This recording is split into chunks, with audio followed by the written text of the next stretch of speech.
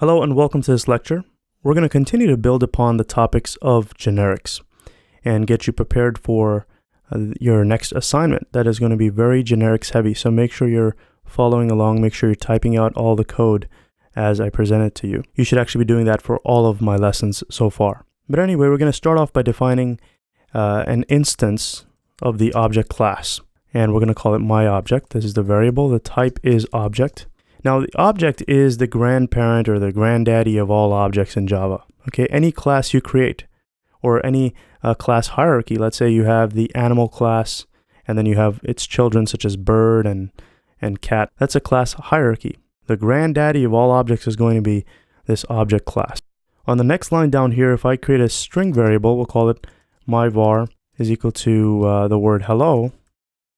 This string is an object, okay? So what I could do is I could do myObject and give it the value of myVar, right? This is perfectly legal Java code. Because every class in Java is a child of the object class, instances we can assign them like this. And this is, of course, called polymorphism. You should remember this from the object-oriented chapters. If I define a class, let's just go to new and create a class. We'll call it employee. And let me define one more class, and we'll call it accountant.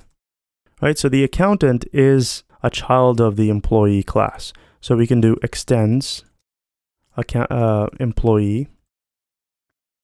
And so if I define an employee here, let's just call him emp is equal to new employee, and I define an accountant, we'll call it acc is equal to new accountant.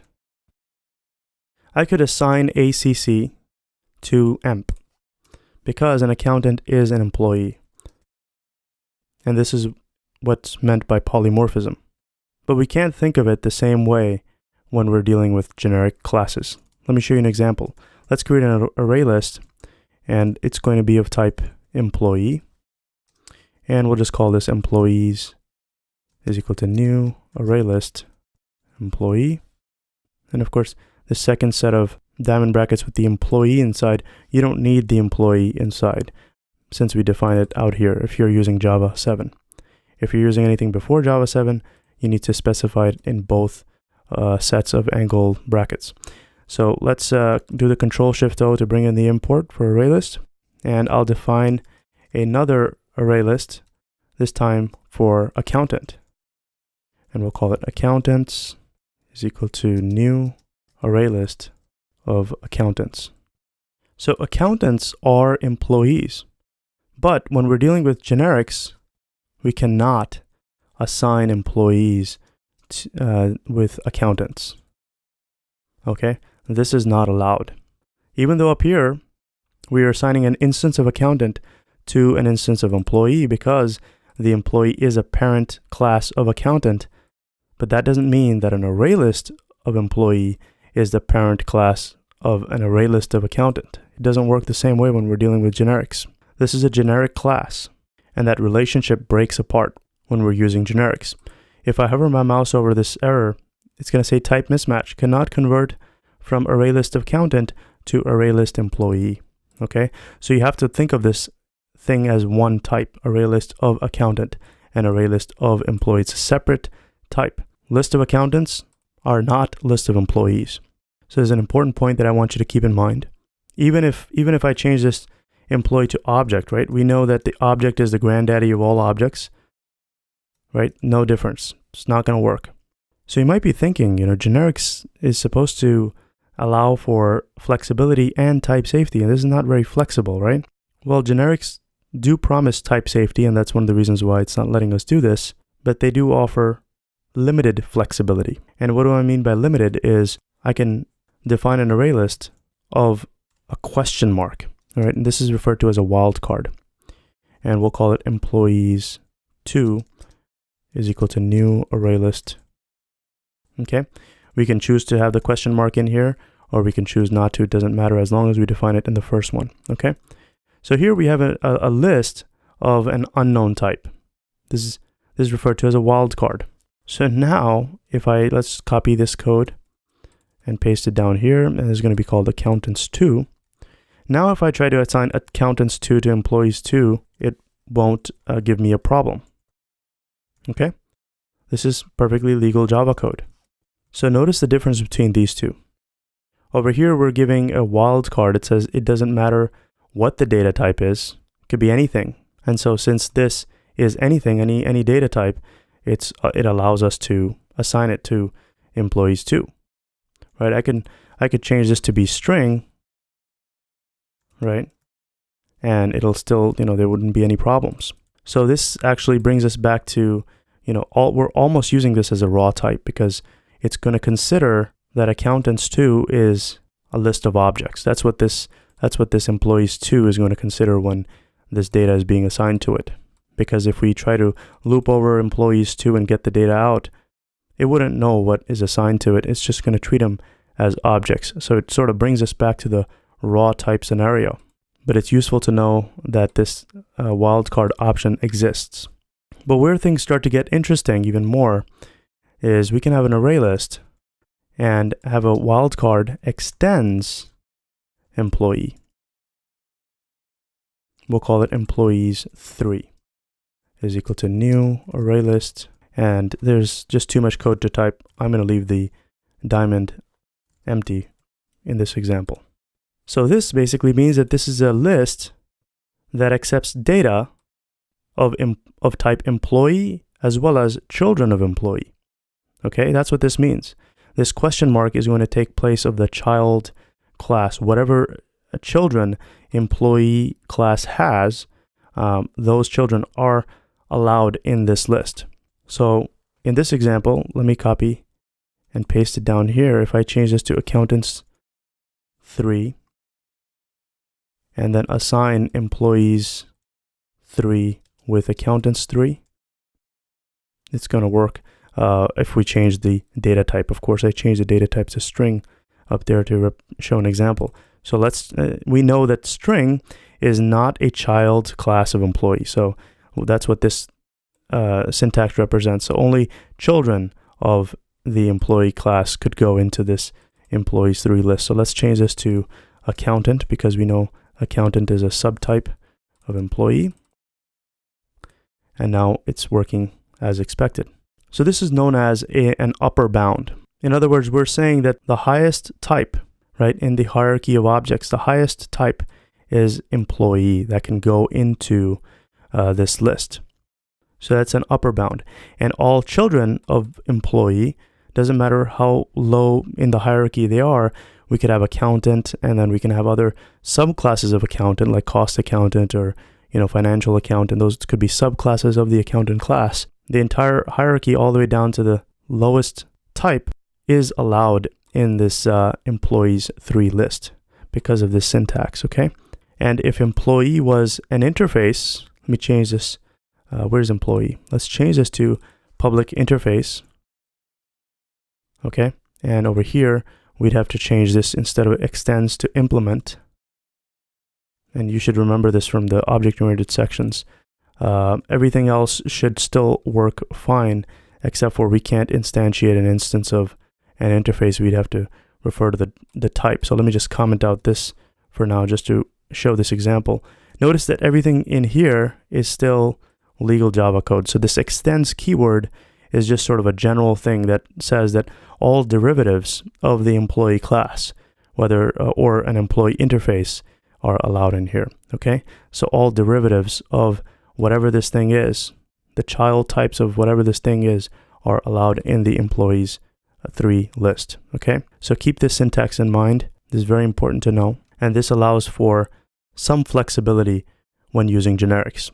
So this over here, this is the most flexible generics can get, but the problem is that you're going to be still dealing with the object class when you take out data from employees 2. Since it's a list of unknown type, it's going to be treated as an object. So this is sort of like the raw type scenario. But over here, we have some structure and some restriction to the kind of data that can go in here, and we still ensure type safety to a certain degree. All right, so let me go back to the accountant and change this back to extends, and back to the employee interface. We're going to change this back to a class so that we don't run into issues later, and I'm going to uncomment out this, and it should all be fine now. Okay, and this of course is not going to compile, so let me comment that out so that when I run this program, we don't run into any compilation errors. So right now this program doesn't really do anything. It's just, these are all compile time checks that I wanted to go over. If I change this to an object type, what do you think is going to happen? It's of course not allowed, because an object is not a subclass of employee. An object is the parent of an employee. So this is the upper bound. We can't have anything greater than this employee object going into it, into this employees list. That's why this thing is erroring out. Okay, so we can have employees like so. This is allowed, as well as accountants. Those are also allowed into this employees 3 list. So this is an upper bound, and it's inclusive of the employee type. So let's go over one more scenario, array list, and this is going to be called super employee, and we'll call it employees 4 is equal to new array list. And I'm not going to type out that extra code in the diamond brackets. So what do you think this means? Well, this basically means that the data that is going to go into these employees better be either an employee or a parent of employee. Okay, so this prevents subclasses from making it into the list. So let's borrow the code here. I'm going to copy it, paste it, and let's change this back to an accountant. And I'm going to change this to an accountant, and we'll call this accountants 4. This I will not be able to assign to employees 4. All right, this is not allowed. Let me put the capital letter there for accountant. This is not allowed because this is a lower bound setting. This is saying that the lowest element that can go in here, the lowest type that can go in here is employee. So I'm going to put some comments here. This is a lower bound, and over here this is an upper bound. Okay, so only employees or their parents can make it into this class. And of course, we don't have a parent of employee except for object. So if we change this to an object, this code will compile fine, as you can see right here. Okay, so how would this work if we go into methods? Let me add some code in accountant class, and let's just define a method. We'll say public void work, employees work. So we'll just say, since this is an accountant, we'll say accountant working. And I'm just going to copy this code and also put it in the employee class. And instead of accountant, it'll just say employee working. Okay, so this is the parent, and the child is the accountant. Let me just add an overrides annotation, because this method is going to be overriding the default method in the employee class, because this accountant is a subclass of employee. All right, this should all sort of be a review for you from the object-oriented chapters. All right, so let's go back into this application class, and I'm going to define a method outside of the main method. I'm going to define a method called make employees work. So we'll say public static void, we'll just call it make employee work, and we're going to be invoking the employees work method in the body of this method. And the argument here is going to be list employee for this example, and we'll call it employees. And let's do the Control-Shift-O to bring in the import for java.util list. And for every employee in the list that is passed into this method, we're going to be looping over those employees and calling their work method. So there's just going to be a for loop employee, and we'll just call it emp employees, and then we'll say emp.work. All right. So up here in the main method, if I invoke this method, make employee work, and I pass in one of the lists that we've defined up here, it better be an employees list. So let's go up and pick an employees list. So let's change this back to an employee. And let's take this list and pass it into the argument of this method. And we of course need to also add, actual real employees into this list. So let me do that. We'll do employees.add new employee. All right, just one example. It doesn't really matter. Now let's hit play and notice that it says employee working. So a quick pop quiz. I want to make sure that you were paying attention. Could I call this method for the accountant? Can I pass in an accountant into make employee work? Let's go back up here and let's give the accountants list dot add, and I can say new accountant. Could I pass in accountants to this make employee work? Hopefully you got that right. I'm going to paste it here and you'll see that we have a problem. Hover your mouse and it's saying that we have a list of employee. That's the type that this method accepts, but we're passing in an array list of accountant, and that's not acceptable. All right, and this is the same exact scenario. This is the same exact scenario that we went over in this first example when we were trying to, let me uncomment this, when we were trying to assign accountants to employees. All right, a list of employees is not the parent of a list of accountants, not the same thing. So if I change this method definition down here to question mark extends employee, now it's going to work fine. Let's hit play and notice it says accountant working, because employees as well as their children are now allowed to be passed in as an argument to this method.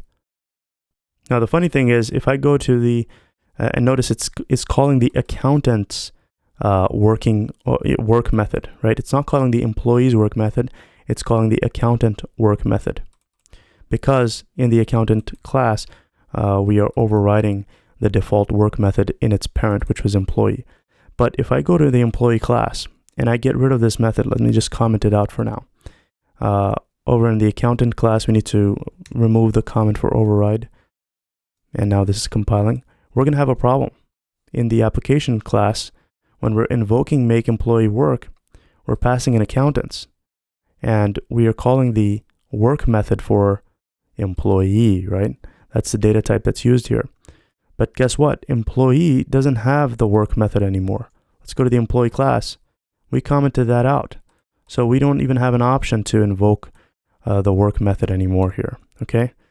As you can see, the method list work is no longer there. And this is just general object-oriented programming that we've covered in the previous course, but I wanted to quickly review this for you, that the data type, that's what the method invocation goes by. Even though we're passing in accountants, the employee is the data type for what's being passed here. And we only have access to the methods that are defined in the employee class, not the accountant class. And if I change this to accountant, it's not going to work, right? Because what was this? This was an upper bound, meaning only children of employee or employee could be passed in this list, but it doesn't know which children, right? That's the important piece to this. It doesn't know which children, because this is a wildcard.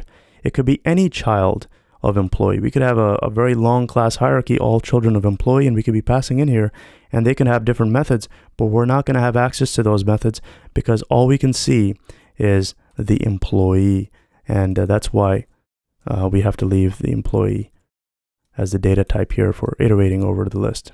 So there are limitations to generics, as you can see, but it goes a long way with ensuring type safety, and it does offer flexibility, but it's certainly restricted flexibility, and you should thank the Java community for that, because you don't want too much flexibility. Java's meant to be as type safe as possible, and type safety issues should come up during compile time, as you can see right here. Now let's say I wanted to be able to invoke the work method in the accountant class, because we've commented out the work method in employee, so we can't access it using this variable. What would we have to do in this loop so that we can invoke work for these accountants? Well, you might think, oh, let me just change this to accountant, and of course, that's not allowed, because the reason is, even though accountant is a child for employee, but that's really not what's being passed into this method. This question mark represents any child of the employee class, and we don't know what child it is. I mean, we know as a programmer, we know that, yeah, we're passing in accountants, but since the compiler is involved, the compiler ensures type safety as much as it can. And so since it's not sure what type we're passing, it's not smart enough to see that this accountants is a list of, the data accountant, it's going to prevent us from assigning this to be the data type. This question mark extends means all children of employee are allowed in this list. But when we specifically say that we want to access the accountant data type here, it's going to restrict us, right? Type mismatch cannot convert from element type, extends employee to accountant. It's just not smart enough to figure that out. So what we need to do is we need to downcast this. And you've seen this in the course. We put these parentheses and we do array list of accountant, right? And now it's compiling, it's not erroring out. And we were able to change the data type for this variable to accountant. And because of that, we can access the methods that are visible in the accountant type. So it's emp.work. And there you go, that's it. Now let's hit play and notice that it's working as expected. And of course, there's going to be warnings. Whenever there's casting going on, it's going to give us a warning. Hover your mouse saying type safety, unchecked cast from blah, blah, blah to array list accountant. All right. It's warning us that this is an unchecked exception, meaning the compiler cannot ensure type safety here. All the compiler can ensure is that whatever data is passed in as an argument is a list of employees or their children. That's it. It can't get into the specifics of which child. So for example, if I create another class, and we'll call it HR manager, and we'll say that this extends employee. All right. I could, if I wanted, I could change this to HR manager and change the data type for this to be HR manager. Okay. Now, HR manager doesn't have the work method, but you can see that it's not smart enough to know that the data that's in employees that we're passing in here is actually accountants, but we are downcasting to an HR manager. All right. And that's why it's giving us this warning and saying that, hey, don't depend on the compiler to help you here, because the method definition accepts anything that is a child of employee. And since HR manager right here, this class is a child of employee, whether you pass it as an argument or not, the Java compiler is not smart enough to figure that one out. Okay. I would encourage you to not do typecasting if possible. Okay. Try to minimize the usage of this sort of thing, because this leaves room for a lot of error in your code. Someone could change something above or in another class and you wouldn't know it, or they wouldn't know it, and type safety may be jeopardized in one way or another. So whenever you're typecasting like this, downcasting or upcasting, you're ignoring the type safety that Java offers. Now, there are certain problems where you just have to do this sort of thing, where you have to do typecasting, but don't take it for granted and use it everywhere, okay? All right, so we've covered a lot of ground in this video as well as the last one, and hopefully this gave you a good understanding of generics. This is a very important topic in Java. Once you understand it thoroughly, your fear of reading Java code will definitely be eliminated. Because if you understand generics, then that means you understand object orientation and you understand how programs are structured. And it'll be easier for you to read other people's code the more syntax that you understand. Now, Java has a very elaborate syntax as you've been seeing in the course, but we've really laid a good foundation for understanding majority of the things. If there's something that you're not clear about and you need to Google it, that's totally fine. But you have a significant amount of knowledge up to this point to tackle any Java problem that comes your way. It just really requires a lot of practice. So in the next lesson, I'm going to be giving you a generics assignment, a project that will really hone your skills and give you more confidence with generics. All right, so let's wrap it up here. Thanks for watching. I'll see you in the next lesson.